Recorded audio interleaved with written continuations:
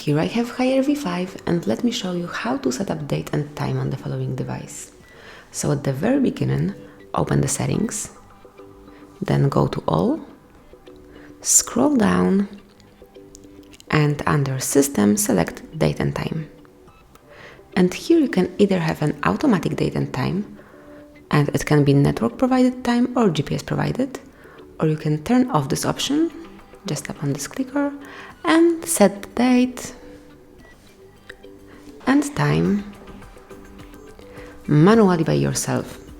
You can also choose automatic time zone, or you can switch it off and also pick it by yourself.